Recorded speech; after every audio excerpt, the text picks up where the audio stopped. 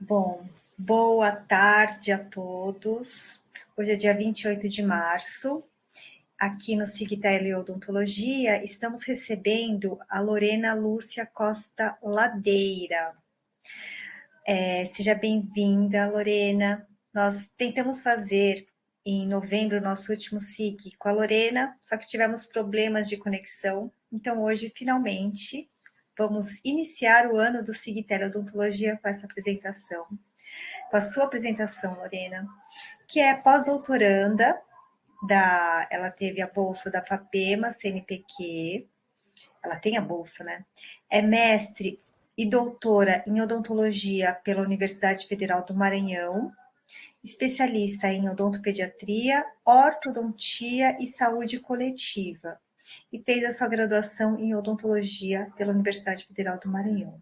Hoje, a Lorena vai trazer um tema muito interessante, muito relevante. Eu acho que à medida que o tempo vai passando, esse assunto vai se tornar cada vez mais visto, né? Ainda ele vai ficar maior ainda pela sua grandiosidade, que é a perspectiva sindêmica para a cárie, doença periodontal e outras doenças não transmissíveis em adolescentes. Então, muito obrigada por aceitar o convite, Lorena. E estou aqui ansiosa, né, para te ouvir, tá bom? Muito obrigada, Lorena. Muito obrigada. Eu queria cumprimentar, né, e primeiro agradecer o convite para estar aqui compartilhando um pouco, né, da minha experiência, dos meus estudos na pós-graduação, e é uma alegria muito grande estar aqui contigo hoje. E eu vou colocar aqui em modo apresentação para a gente dar início, tá bom? Tá ótimo. Qualquer coisa, se tiver algum descompasso, eu te aviso, tá bom, Lorena? Tá, só me Tá bom. sinaliza se já está em modo apresentação, está visualizando. Sim, está, tá direitinho. Pronto. Legal. Então, mais uma vez, né, como já fui muito bem apresentada, eu sou a Lorena, e hoje eu vou conversar um pouco sobre um tema que fez parte, né, de toda a minha pós-graduação e tem me acompanhado agora no pós-doutorado, que é essa perspectiva sindêmica para cárie, para doença periodontal e outras doenças não transmissíveis em adolescente. Essa é uma linha de pesquisa que eu venho conduzindo com a professora Cecília Ribeiro, né, na Universidade Federal do Maranhão. Minha grande inspiração, minha orientadora, minha referência, né, a mente brilhante por trás de tantos estudos maravilhosos. E hoje eu vou conversar um pouquinho sobre a minha tese de doutorado, sobre as pesquisas que nós realizamos e o caminho que nós percorrimos até chegar nesse quadro sindêmico em adolescentes. Então, inicialmente, a gente precisa conversar um pouco sobre as doenças não transmissíveis, ou como eram chamadas doenças crônicas não transmissíveis. Essas doenças, elas são doenças crônicas de longa duração, né, que tem um longo período de latência, e elas são representadas principalmente pelas doenças cardiovasculares, pelo diabetes, pelas doenças respiratórias crônicas e pelos cânceres. E juntas, essas doenças, essas quatro condições, elas são responsáveis por 71% das mortes em todo o mundo, e afetam principalmente países de média e baixa renda, como é o caso do Brasil. E dessa forma, as doenças não transmissíveis, elas representam o maior desafio em saúde pública do século XXI. E com uma perspectiva de aumento, de taxa de aumento, uma projeção mundial muito grande, ainda maior, até o ano de 2030. E nesse contexto, a cárie e a doença periodontal, elas também são doenças não transmissíveis, inclusive são as doenças não transmissíveis de maior prevalência em todo o mundo, afetando cerca de 44% da população mundial, segundo dados do Global Burden of Disease. E assim, mesmo com todo o avanço na odontologia, no conhecimento da etiopatogenia dessas doenças bucais, com a evolução de todos os tratamentos odontológicos, nós observamos uma pequena redução na prevalência das lesões de cárie não tratadas, cerca de apenas 2% na última década, e para a doença periodontal houve inclusive um aumento na prevalência para esse mesmo período. E assim, nós começamos a pensar na cárie e na doença periodontal, que embora tenham etiopatogenias muito diferentes, a partir de uma visão de fatores de risco comuns. Então, essas duas condições, elas compartilham fatores de risco.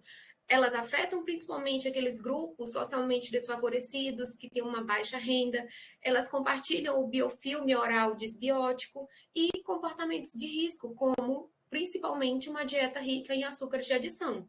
Nós compreendemos que elas afetam tecidos dentários diferentes, né? A cárie afeta os tecidos mineralizados do dente, as doenças periodontais afetam os tecidos de suporte e proteção, mas ambas são desencadeadas pelo biofilme oral e que vai levar uma resposta inflamatória no hospedeiro, que vai levar a gengivite, e a cárie, né, como a gente já conhece, o mecanismo de ação de desmineralização dos tecidos duros. Então, assim, a gente tem o envolvimento tanto dos tecidos de suporte e proteção, quanto dos tecidos mineralizados do dente, desencadeados por fatores de risco em comum.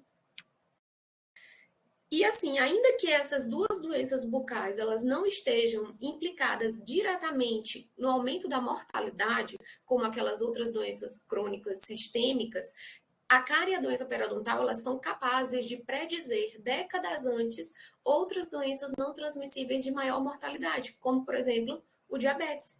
E a maioria dos estudos que vem estudando a relação entre doenças bucais e sistêmicas, eles se baseiam numa relação causal, onde a inflamação que vem decorrente da doença periodontal, ela vai causar uma doença não transmissível sistêmica. E embora a degradação periodontal ela possa prever a incidência do diabetes décadas antes, nós podemos pensar também numa relação bidirecional. Enquanto o diabetes não controlado, ele pode induzir a destruição do tecido periodontal, a inflamação sistêmica de baixo grau induzida pela inflamação do periodonto também pode prejudicar o controle metabólico do diabetes.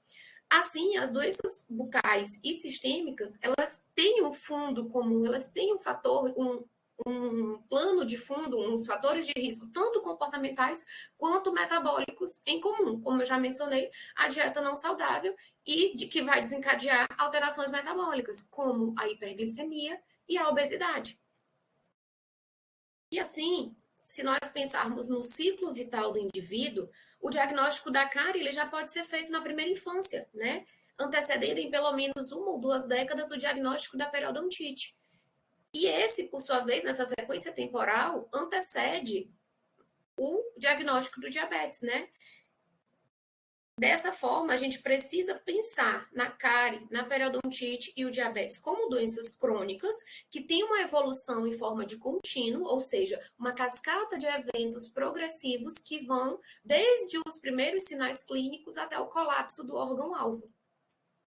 Nessa perspectiva, seria possível estudar, né, analisar fatores de risco comuns que estariam ali envolvidos no início da vida, na gênese da associação entre doenças bucais e sistêmicas. Nesse caso, o diabetes na vida adulta. Então, o comprometimento da sinalização da resistência insulínica, ele é um processo cumulativo de desenvolvimento lento que começa muito cedo na vida, né? E quando ele não é prevenido, ele vai desencadear outras cascatas, outros eventos em forma de cascata progressivos que vão levar a mudanças como, por exemplo, no transporte da glicose, na disfunção das células beta-pancreáticas, no estresse oxidativo e na inflamação, até que a gente chegue no diagnóstico clínico do diabetes tipo 2 lá na vida adulta. Assim, essa relação entre periodontite e diabetes na idade adulta, ela pode vir de uma exposição precoce a fatores de risco comuns no início da vida, como, por exemplo, o tabagismo, o consumo de álcool, a obesidade, o descontrole metabólico, né, o aumento da glicemia, a redução do colesterol HDL, o aumento do colesterol LDL, e com isso a gente tem o início da resistência insulínica, da obesidade, que são eventos importantes e que vão anteceder o diagnóstico do diabetes tipo 2. Então, esses contínuos, aqui nessa imagem, a gente consegue mostrar um contínuo, tanto da doença periodontal quanto do diabetes. Então, esses contínuos da periodontite e do diabetes, eles são eventos progressivos que vão acontecer em forma de cadeia, a partir desencadeados por fatores de risco comportamentais e alterações metabólicas, isso ainda na adolescência, né? Na doença periodontal nós temos o início com a gengivite, no diabetes o início com a resistência insulínica, mas o diagnóstico da periodontite do diabetes a gente só vai ter lá na vida adulta. Então, se nós conseguirmos pensar nessa análise na adolescência, ainda em fases precoces do ciclo vital, a partir desses fatores de risco comuns, nós conseguiríamos reduzir a prevalência de diabetes e periodontite na vida adulta. E assim, a partir desses estudos, dessas teorias, nós pensamos numa primeira hipótese. Será que existe associação entre os marcadores da resistência insulínica e a periodontite em adolescentes a partir dos seus fatores de risco comuns? Então, pensando nessa hipótese, nesse tema, nessa pergunta, nós propomos o primeiro objetivo, que foi um artigo intitulado Precursores da Resistência Insulínica subjacentes à periodontite em adolescentes de 17 a 18 anos de idade. E aí, nesse estudo, nós buscamos investigar a associação entre marcadores da resistência insulínica. Aqui nós analisamos a razão triglicérides HDL, que é uma proxy da resistência insulínica, ela mede tanto a hiperglicemia quanto a hiperlipidemia, e é excelente para adolescentes. E também analisamos o índice Roma-IR, né, que é o mais conhecido. Isso tudo em associação com a periodontite em adolescentes, explorando um modelo complexo de associação entre um conjunto de variáveis confundidoras, como o consumo de álcool, o fumo, o índice de placa e o sexo do adolescente, e consideramos ainda a adiposidade, né, representando a obesidade, como uma variável mediadora. Então, nós incluímos todas aquelas variáveis que nós conversamos anteriormente, que poderiam estar envolvidas no antecedendo o diagnóstico de periodontite e diabetes na vida adulta. Então, esse estudo ele foi um trabalho, né, de base populacional, representativo dos adolescentes de 17 a 18 anos das escolas públicas daqui de São Luís, né? Então, nós tivemos um N de 405 adolescentes. Como eu já mencionei, a resistência insulínica ela foi avaliada por esses dois indicadores, pelo índice Roma-IR, pela razão triglicérides HDL, e nós avaliamos a periodontite como uma variável latente. Já que nós estávamos trabalhando com adolescentes, a classificação da doença periodontal, propriamente dita, ela não se aplica a essa população, uma vez que a gente vai estar no início da degradação periodontal.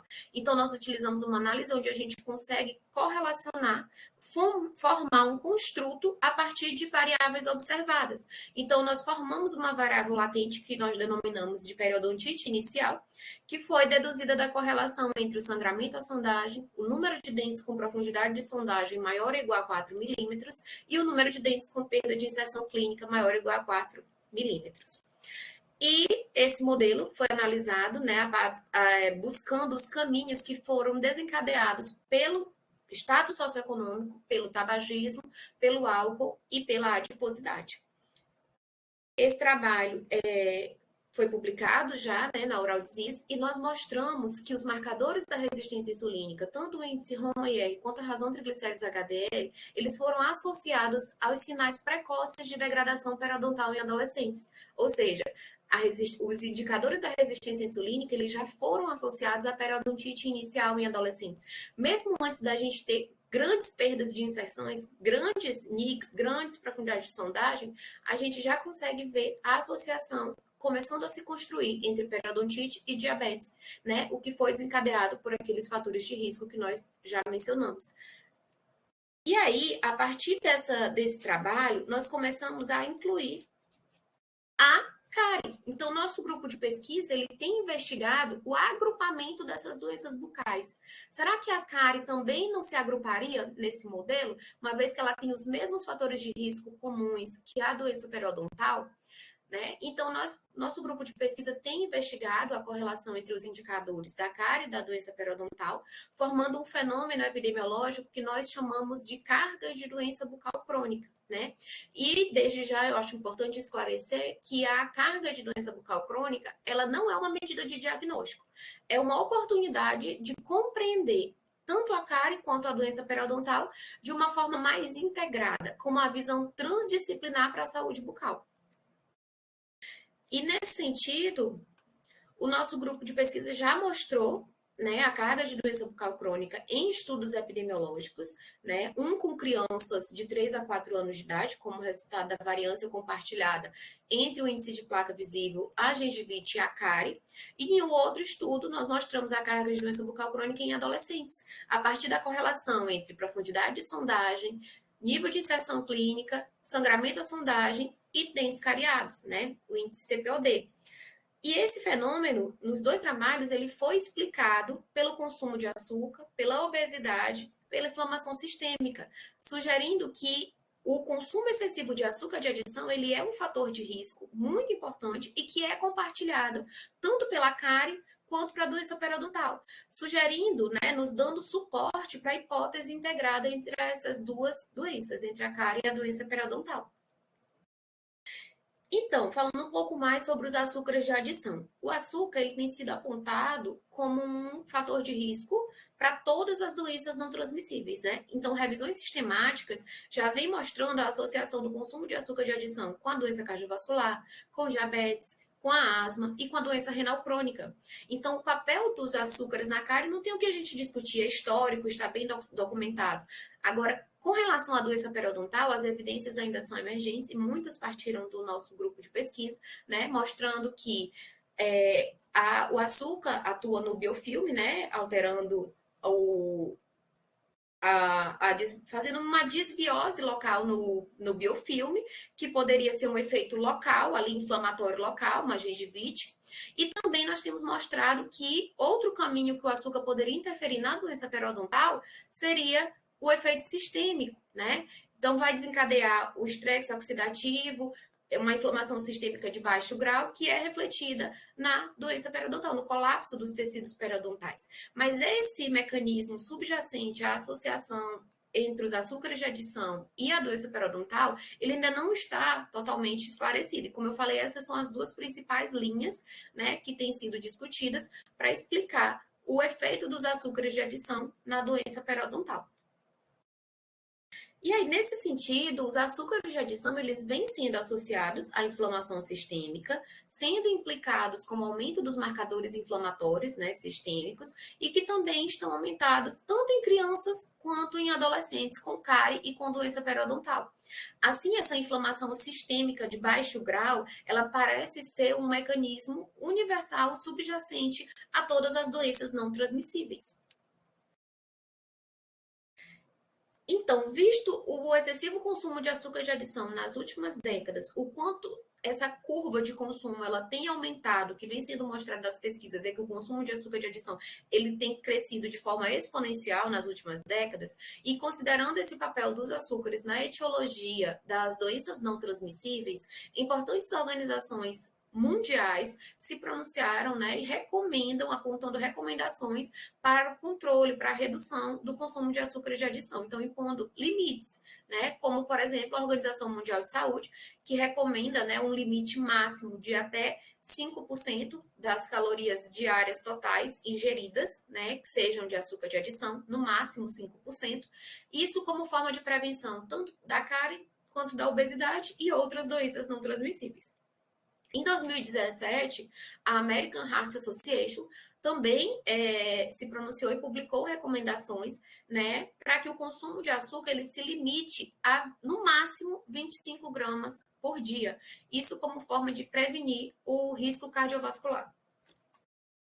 No entanto, apesar de todo esse conhecimento sobre o papel dos açúcares, esses limites de recomendação, tanto da Organização Mundial de Saúde quanto da American Heart Association, eles ainda não tinham sido avaliados para as doenças bucais, né, crônicas, nem para a cárie, nem para a doença periodontal. Então, considerando que as doenças não transmissíveis bucais, elas têm um período de latência menor que as doenças sistêmicas e que elas podem ser diagnosticadas em fases muito mais precoces, né, fases mais iniciais do ciclo vital, a gente consegue imaginar, será que a identificação dessas exposições de riscos em jovens, elas não poderiam alertar um risco maior de outras doenças mais graves no futuro? Então, pensando nisso, nós levantamos uma segunda hipótese, né? Será que o consumo de açúcares de adição acima das recomendações, tanto da Organização Mundial de Saúde quanto da American Heart Association, já estaria associado com a carga de doença bucal crônica? E aí, para responder essa hipótese, nós propomos um outro trabalho, né, que foi intitulado Consumo de açúcares de adição acima das recomendações internacionais e a carga de doença bucal crônica, né, que foi um estudo também de base populacional. Então, nesse trabalho, nós buscamos estimar o consumo de açúcares pelos adolescentes brasileiros e avaliar a associação entre o consumo desses açúcares de adição acima daquele limite diário recomendado, tanto pela Organização Mundial de Saúde quanto pela American Heart Association, e a carga de doença bucal crônica em adolescente. Então, nesse trabalho, nós testamos as doses recomendadas, né? Nós testamos a dose de 5%, que é a recomendação da OMS, e a dose de 25 gramas, que é a recomendação da American Heart Association.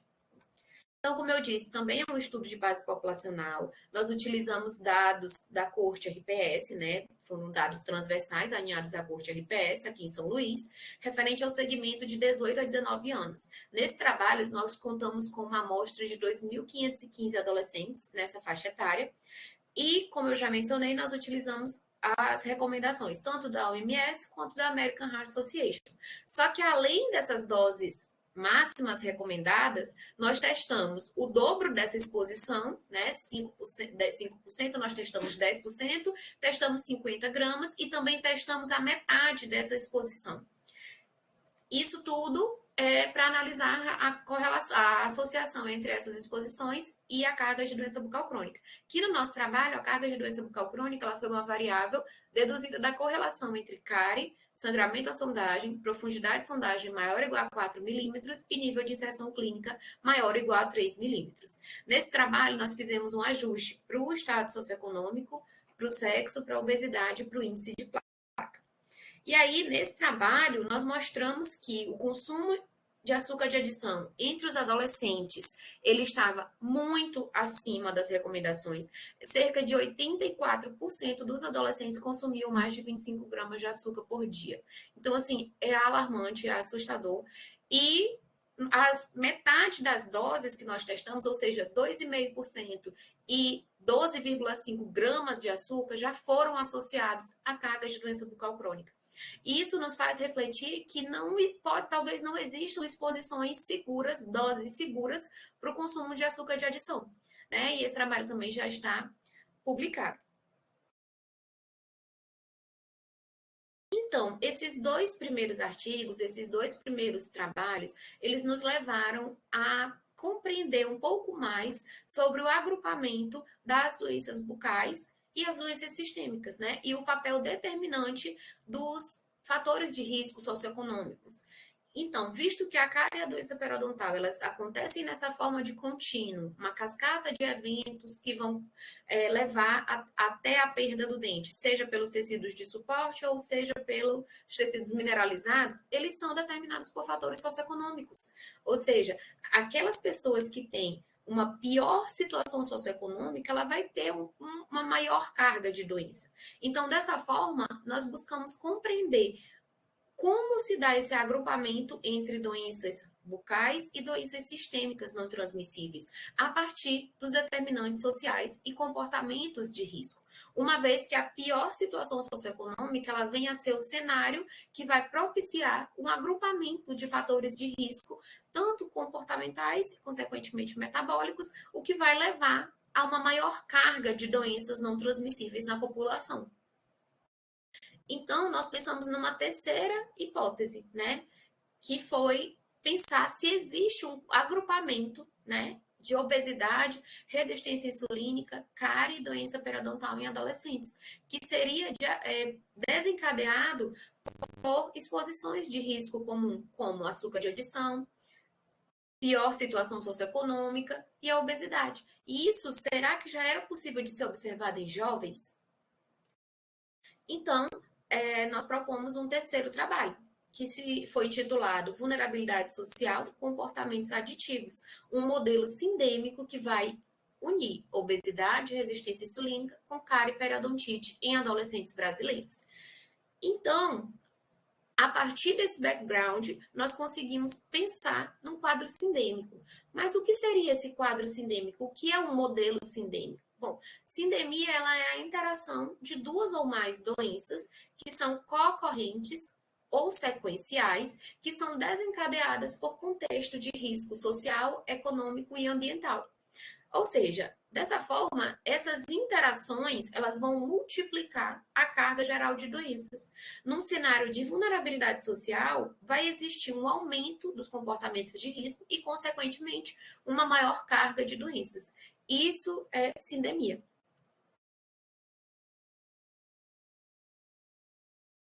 O termo sindemia, ele foi cunhado em 1996, né? Mas ele ganhou força em 2017 com o editorial do The Lancet sobre sindemia no contexto da saúde, especialmente envolvendo as doenças crônicas não transmissíveis.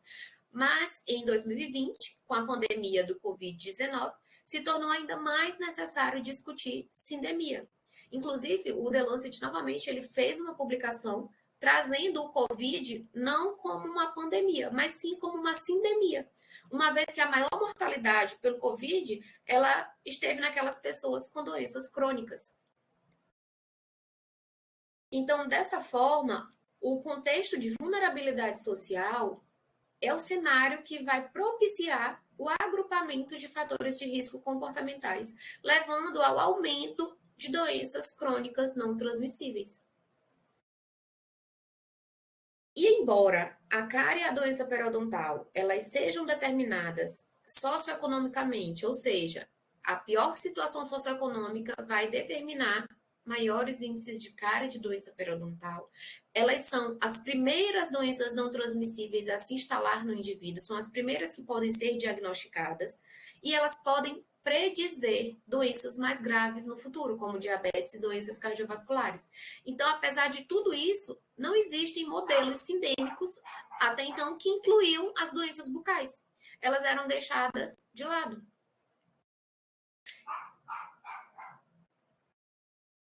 Então, a partir dessa perspectiva, seria possível, será que a gente já conseguiria observar um quadro sindêmico que agruparia resistência insulínica, cárie, doença periodontal e obesidade em adolescentes, que juntas, né, a cárie e a doença periodontal já representariam uma sindemia, só que na cavidade bucal, e isso estaria, será que isso estaria desencadeado por fatores de risco, tanto comportamentais quanto metabólicos, e a partir disso a gente conseguiria antecipar um diagnóstico de diabetes tipo 2. Então, o que nós imaginamos é que esse agrupamento, né, a resistência insulínica, obesidade, cárie e doença periodontal, já estariam acontecendo em fases muito mais precoces, né? Já na adolescência. A gente não precisava esperar a idade adulta para ter o diagnóstico de periodontite e diabetes. E aí, né, compensando ainda que o diabetes ele é uma doença crônica, como nós já conversamos, que tem uma instalação gradual, né, eventos em cadeias. Então, o que nós buscamos avaliar foi o início do diabetes, eventos precoces do diabetes, como a resistência insulínica. Então, nesse trabalho, nós buscamos analisar a obesidade, a resistência à insulina, as doenças bucais crônicas, a partir de uma perspectiva sindêmica, investigando caminhos que vão partir a partir da pior situação socioeconômica, do maior consumo de açúcar de adição, do tabagismo e do consumo de álcool na segunda década de vida. E para analisar esse modelo sindêmico, nós utilizamos dados da Coorte RPS, né, que utilizamos dados do segundo segmento da Coorte, né, que aconteceu em 2016, que contou com uma amostra de 2.515 adolescentes de 18 a 19 anos de idade. Na coleta de dados, nós avaliamos a situação socioeconômica, com renda, escolaridade do adolescente, escolaridade do chefe da família, classe econômica, que foi aferida pelo critério do ABEP, né, desde a classe A até a classe E. Então, nós tentamos montar uma proxy da situação socioeconômica. Quanto aos fatores de risco comportamentais, nós avaliamos o tabagismo atual e o consumo de álcool, avaliado, né, pelo Audit, que é um questionário desenvolvido pela OMS, para avaliar o risco de dependência de álcool. E outra exposição de risco comportamental que nós avaliamos foi o consumo de açúcar de adição, né, que foi avaliado a partir de um questionário de frequência alimentar, com 106 itens da dieta, e ele foi aplicado por nutricionistas, e para nós chegarmos ao consumo de açúcar de adição, nós consideramos todos os alimentos, bolo, refrigerante, biscoito, tudo que continha açúcar de adição. E a partir da frequência de consumo e do tamanho das porções desses alimentos e bebidas, nós calculamos o consumo de açúcar de adição em gramas, considerando a recomendação da American Heart Association. Então, como eu falei que nesses adolescentes o consumo de açúcar de adição era muito grande, muito alto, nós classificamos em 25 gramas por dia, 25 a 49,9 e até 75 gramas ou mais de açúcar de adição. E para avaliar as variáveis metabólicas, né, o risco metabólico nesse modelo sindêmico, nós consideramos a obesidade, né, calculada a partir do IMC, e a dislipidemia. A dislipidemia, para medir a dislipidemia, nós consideramos variáveis como triglicerídeos, o colesterol HDL, o VLDL e a glicemia. Então, todos esses parâmetros eles foram aferidos a partir de coleta de sangue e análise em laboratório para ter essa medida sérica. E aí, considerando que nós estamos trabalhando com jovens, é muito difícil fazer o diagnóstico da resistência insulínica nessa população mais jovem apenas com um parâmetro. Então, o que nós pensamos? Nós vamos propor uma variável também latente, que nós chamamos de fenótipo da resistência insulínica, que foi formada a partir da correlação entre os triglicéridos, a razão triglicéridos HDL, o VLDL e o índice TYG, né? Que são os marcadores metabólicos da resistência insulínica. Então, ao formar essa latente, essa variável latente, nós conseguimos reduzir o erro de aferição, além de nos permitir avaliar fenômenos que são muito difíceis de serem identificados por um único desses marcadores, um único indicador, como no caso a resistência insulínica. Já para saúde, para o exame bucal, né, para o exame clínico bucal, nós avaliamos o índice de placa visível, o número de dentes cariados, né, que foi o componente cariado do índice CPOD, realizamos exame periodontal, né, em todos os dentes, então sangramento à sondagem, profundidade de sondagem e nível de inserção clínica, e a correlação entre esses parâmetros, esses 5 indicadores clínicos, formou a nossa variável latente, carga de doença bucal crônica. Esse é o modelo teórico que nós estamos propondo para avaliar o quadro sindêmico em adolescentes. Então, o que seria esse modelo? Né? Em uma posição mais distal, nós temos a variável latente status socioeconômico, né, que foi deduzida a partir da correlação das variáveis renda, escolaridade do adolescente, escolaridade do chefe e classificação socioeconômica. Essa variável latente ela vai representar a situação socioeconômica, a vulnerabilidade social.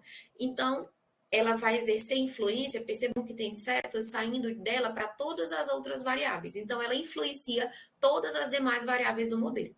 E, na sequência, no centro do modelo, nós temos as exposições de risco comportamental, como o tabagismo, consumo de álcool e o consumo de açúcar nesses adolescentes. E aí, no quadro sindêmico, né, mais à direita, nós temos o quadro sindêmico propriamente dito, que será formado pela resistência insulínica, pela obesidade e pela carga de doença bucal crônica. Esse modelo ele foi analisado por modelagem de equações estruturais, né, que é uma ferramenta epidemiológica que nos permite analisar caminhos diretos e indiretos entre os indicadores e todas as exposições e desfechos, permitindo também o uso das variáveis latentes, que são essas variáveis que são deduzidas a partir de outras variáveis observadas, como é o caso da carga de doença bucal crônica, do fenótipo da resistência insulínica, do estado socioeconômico, e aqui nós formamos uma variável latente até dos comportamentos de risco. Então, visto que eles se agrupam, que quem consome mais açúcar também vai ter outros hábitos comportamentais ruins, essas variáveis elas se agruparam e formaram uma latente que nós chamamos de comportamentos aditivos. E aí, como principal resultado do nosso estudo, nós confirmamos a nossa hipótese. Nós mostramos primeiro que existe um quadro sindêmico, né, na cavidade bucal. Aqui a gente tem a carga de doença bucal crônica, ou seja, indicadores da carga da doença periodontal foram altamente correlacionados entre si. E segundo, que nós temos um quadro sindêmico agrupando o fenótipo da resistência insulínica, obesidade e a carga de doença bucal crônica. Então, o agrupamento dessas condições ele já tinha sido mostrado antes, mas apenas de 2 a 2, em duplicata. Nunca havia sido estudado as 3 co-ocorrendo. E a partir dessa visão, nós conseguimos identificar o agrupamento de múltiplas doenças não transmissíveis, né, na segunda década de vida, nos levando a refletir não só como as doenças bucais elas vêm sendo enfrentadas, baseadas somente em modelos de intervenção voltados para o controle do biofilme oral, mas a partir disso nós podemos recomendar abordagens mais efetivas, com impacto não só nas doenças bucais, mas também com efeito na redução, com possibilidade na redução das taxas de obesidade, de diabetes e, consequentemente, outras doenças não transmissíveis no futuro. E aí, confirmando, né, o quadro sindêmico, nós precisamos ter o envolvimento da situação socioeconômica e nós mostramos que a pior situação socioeconômica, o pior estado socioeconômico, ele foi risco para cargas de doença bucal crônica. Isso reflete aspectos relacionados à educação, ao acesso aos serviços de saúde, às boas práticas de higiene e até mesmo a uma alimentação saudável. O determinante social da saúde ele é um fenômeno universal, onde as diferenças socioeconômicas elas vão determinar os piores indicadores de saúde bucal. E assim, as doenças bucais, elas, como vários estudos já mostraram, elas afetam principalmente aquelas populações que são mais desfavorecidas, né, e que são marginalizadas. Isso nos mostra que as pessoas elas vivenciam desigualdades em saúde de acordo com a posição social que elas ocupam. E quando nós pensamos nos fatores de risco comportamentais, né, que ocupam uma posição central no nosso modelo, nós observamos que os comportamentos aditivos, ou seja, o consumo de açúcar, o tabagismo e o consumo de álcool, eles aumentaram os valores da carga de doença bucal crônica.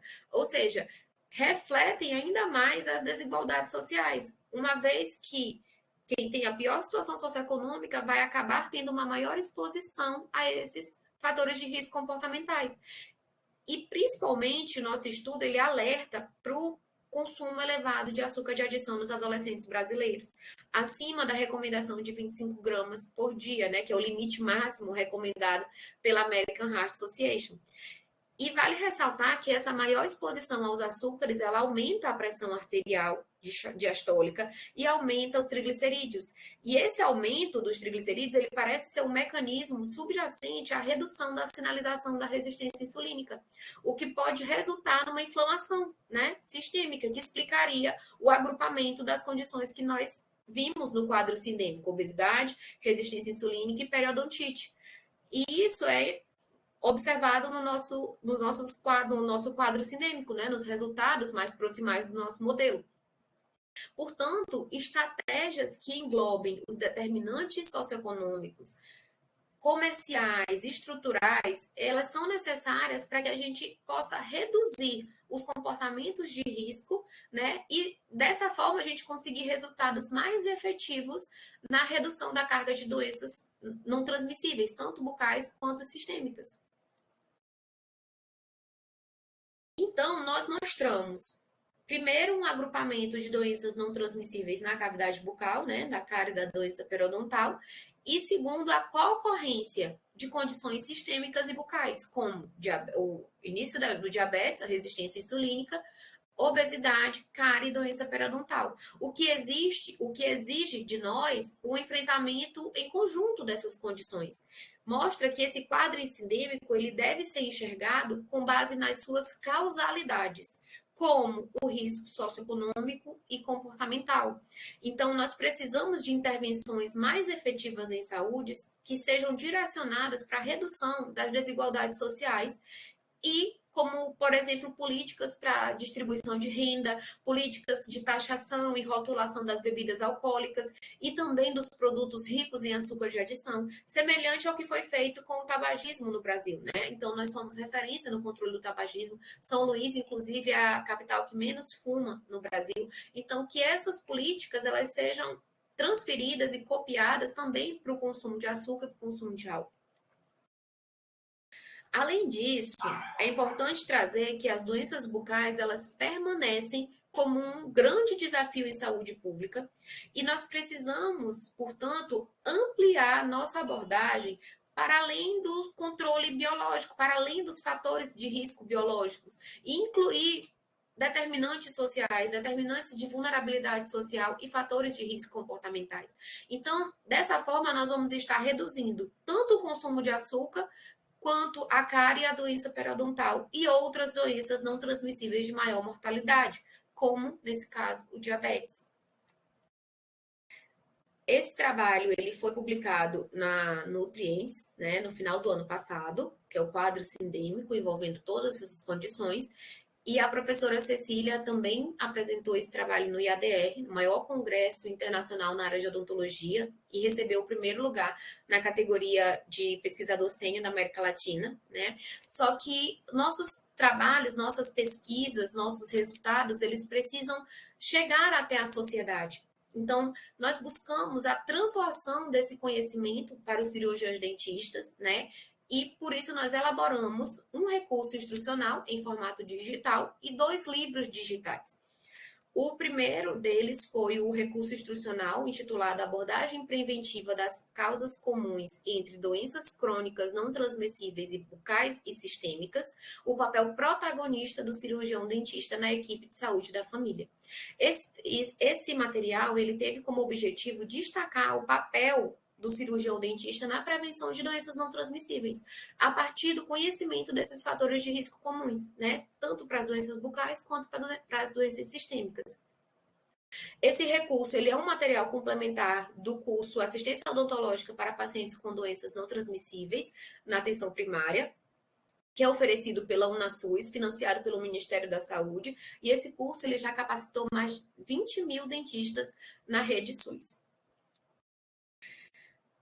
Como no SUS, o dentista ele deve estar apto para contribuir com estratégias, né, em saúde pública, na atenção primária, para redução, para prevenção integrada desses agravos, desculpa, tanto bucais quanto sistêmicos, nós publicamos um livro digital intitulado Doenças Crônicas Não Transmissíveis, Fatores de Risco e a Rede de Atenção à Saúde.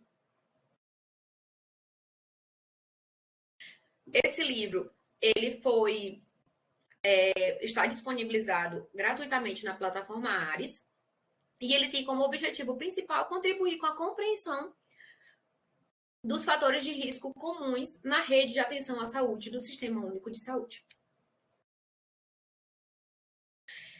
E para contribuir com a divulgação dessa abordagem mais integrada e transdisciplinar da cárie da doença periodontal e outras doenças não transmissíveis, nós elaboramos um livro também em formato digital, intitulado Cárie, Periodontite e Outras Doenças Não Transmissíveis, uma abordagem transdisciplinar para o cirurgião dentista.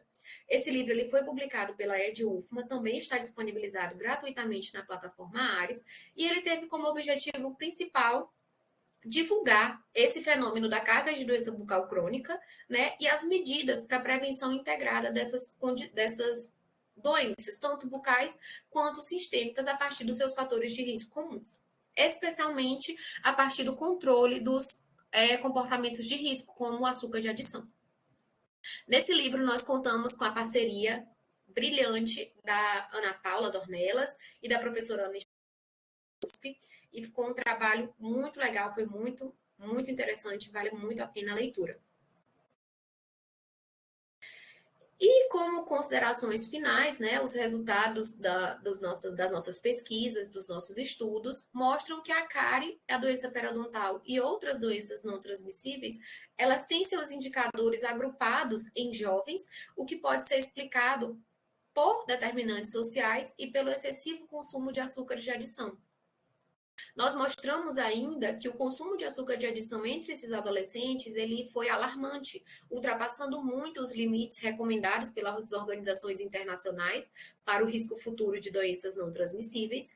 E, além disso, né, no último trabalho, nós mostramos o quadro sindêmico em jovens, agrupando a obesidade, resistência insulínica e a carga de doença bucal crônica. Portanto, os nossos trabalhos, nossos achados, eles apoiam uma mudança na abordagem, no enfrentamento dessas condições, para uma abordagem transdisciplinar em saúde, a partir da redução da vulnerabilidade social e das exposições de risco comuns. E assim, todos esses trabalhos, todos esses artigos e livros, eles estão alinhados com o plano de ação e de estratégias para o enfrentamento das doenças e agravos não transmissíveis do Ministério da Saúde, em consonância com os Objetivos de Desenvolvimento Sustentável do Milênio, podendo contribuir com a meta de redução de até 1/3 da mortalidade prematura por doenças não transmissíveis. Juntos, esses 6 produtos, os 3 artigos e os 3 materiais, eles nos levaram, né? Eles foram reconhecidos a partir dessa abordagem, nos deu, né, o mérito científico de receber o prêmio CAPES-TES de 2023, né, como a melhor tese de doutorado em odontologia defendida em 2022, que foi uma alegria muito grande, principalmente para a nossa instituição, né? Nós estamos no Nordeste. Então, para a UFMA foi um reconhecimento muito grande, muito importante. E nós não chegamos aqui sozinhos, né? Todo esse trabalho é mérito, é fruto de um grupo de pesquisa muito forte, muito empenhado, guiado e liderado brilhantemente pela professora Cecília, né, que é a minha orientadora, que eu não tenho palavras para agradecer e dizer toda a admiração e como ela é minha referência e inspiração. Vocês já tiveram a oportunidade de ouvi-la aqui outras vezes, né? Agradeço também a professora Nemília por tantas oportunidades na SUS, UFMA. E agradeço ainda a oportunidade de estar aqui conversando um pouco com vocês, trazendo um pouco do que nós temos trabalhado, do que nós temos feito. E eu me coloco à disposição, se tiverem alguma dúvida, algum questionamento. Agradeço imensamente o convite, Camila. Parabéns, Lorena. Nossa, o seu trabalho é brilhante, mas como você disse, né? Isso não foi feito só por você. Tem um conjunto de pessoas te apoiando, né? E a professora Cecília é esplêndida. Os nossos participantes que estão aqui podem voltar no canal do YouTube do SIG Teleodontologia, o SIG Coordenação Saúde Bucal também. Nós temos 2 apresentações com a professora Cecília, que são fantásticas, e elas abordando também essa relação tão importante, essa sindemia, né? Mas eu fui procurar, porque você falou muito dos 25 gramas, né? De açúcar por dia, né? E eu fui procurar aqueles sachêzinhos que a gente costuma verificar nos restaurantes, nos hotéis, nas padarias, né? Aquele sachê, para vocês terem uma ideia, tem 5 gramas. Então, seriam 5 daqueles sachês. Uma latinha de refrigerante já deu a meta. Uma latinha de refrigerante já bateu a meta, né? O ideal é a gente ficar sem açúcar, porque a gente consegue viver sem açúcar, né? E acostuma. O açúcar, ele é viciante, né? Então, tem estudos que mostram que o açúcar, ele tem o mesmo efeito que drogas no cérebro. Então, quanto mais você consome, mais você tem a necessidade de consumir. E o paladar vai viciando. Então, quando a gente vai tirando, é a mesma coisa. A gente se acostuma. Uhum. Exatamente. Então, e aí a gente tem que fazer essa educação também, essa educação desde lá da gestante, os 1000 dias sem açúcar. Exatamente. Né? Também foi um tema que vocês estudaram. Sim, é o trabalho da Sângela. A professora Cecília também já apresentou, né? Tem um outro e-book muito legal sobre os 1000 dias, os primeiros 1000 dias, e que fala bastante sobre isso. Né? Nós temos outra corte, além do RPS, que é a corte Brisa. Então, nessa corte, com as crianças aos 2 anos, elas já consumiam, assim, acho que era, se eu não estou enganada, se eu não estiver dando nada errado, mas a partir de mais de 60% das crianças de até 2 anos, elas já consumiam mais do que a meta, mais do que a recomendação da American Heart Association. Então, a recomendação base é que crianças até 2 anos não consumam açúcar. As nossas já consomem acima da recomendação para adultos. Então, assim, é assustador. Assim, precisa mesmo de políticas públicas. Hoje a gente já tem até uma lei que nos alimentos já tem alto teor de gordura, alto teor de açúcar, mas infelizmente ainda não é o suficiente.